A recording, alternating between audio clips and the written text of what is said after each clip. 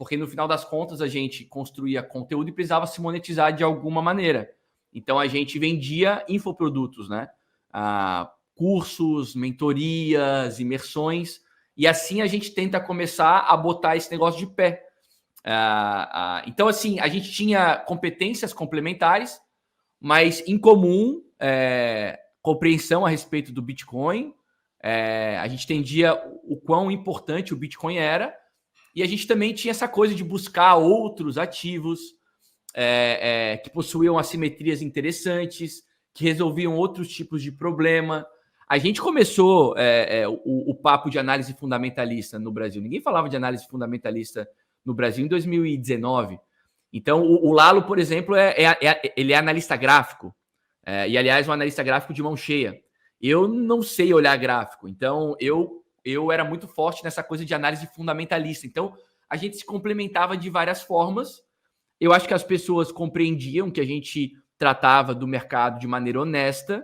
A gente tinha muito cuidado também com as pessoas com quem a gente se aproximava, porque a gente sabia que no mercado tinha muito picareta, tinha muito golpista. Então, a gente sempre tentava fazer uma diligência para as pessoas que apareciam com a gente serem pessoas minimamente legítimas, ou que a gente acreditava que eram legítimas. E isso construiu uma imagem a respeito desse negócio muito positiva, na minha opinião. E assim a gente começa a efetivamente atuar profissionalmente como criador de conteúdo. E tudo no campo digital, né, João? Não tinha nenhuma iniciativa do tipo aulas presenciais, coisas Não, presenciais? a gente chegou a fazer uma aula presencial. O nosso primeiro curso foi presencial. Nosso primeiro curso foi presencial em Florianópolis, lá no Floripa Shopping. O Lalo e o Cláudio, na época, tinham tinha um restaurante lá no shopping, e a gente fez uma aula presencial numa sala de reunião lá do shopping, do Floripa Shopping. Só que, assim, metade da galera que apareceu era piramideiro. Então, assim, foi um negócio bem complicado. E aí, depois, então, desse encontro presencial, dessa aula presencial, a gente fez um workshop numa cervejaria em Florianópolis. Eu não lembro o nome agora da cervejaria, acho que era Factory. Era uma cervejaria em Florianópolis. Era um negócio aberto com apoio já de uma empresa. Eu conheci numa live, na primeira live que eu fiz para a Escola Cripto no Instagram, eu conheci o Fares. O Fares, na época, era representante da Changelly, morava em Florianópolis. E aí a gente se conheceu ali na live e tal, completamente ao acaso, assim. E aí a Changelly virou a primeira patrocinadora da Escola Cripto. Não sei nem se a Changelly existe ainda, mas era um protocolo bem bacana na época. Era uma maneira de você... Era um on-ramp de cripto, se eu não estou enganado. Era bem bacana. E aí a gente fez junto com a Changelly, na época, esse primeiro workshop lá, presencial. E aí acabamos por aí. Dali para frente a gente falou, bom, a gente precisa escalar esse negócio, e para escalar é digital. Não dá para ficar fazendo isso fisicamente. Entendi.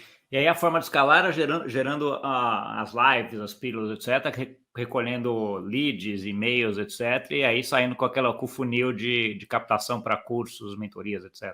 A gente começa isso pelo Instagram. A gente começa forte no Instagram e depois a gente vem para o YouTube. Tanto é que a gente começou as lives do Instagram. Ninguém fazia live no Instagram também.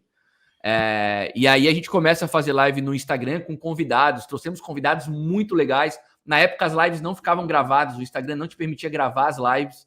Então fizemos muita live legal com muita gente massa, assim. E aquilo acabou chamando atenção, eu acho.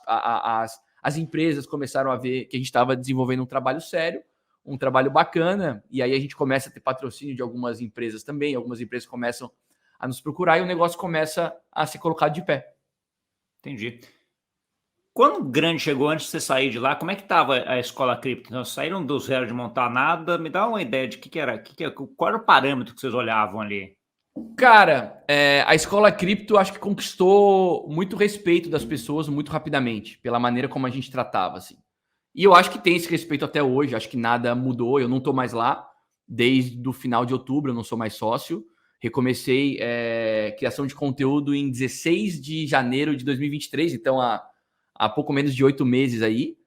E, cara, quando eu saí da empresa, eu acho que a empresa tinha uma excelente imagem, eu acho que é a mesma imagem que tem até hoje, de tratar do mercado com seriedade, com responsabilidade, e a gente construiu uma audiência bacana, assim. Na época, eu me lembro, quando eu saí, tá? Não sei como tá hoje, mas quando eu saí eram, acho que 38 mil seguidores no YouTube, No Instagram eram, acho que um pouco mais de 70 mil pessoas.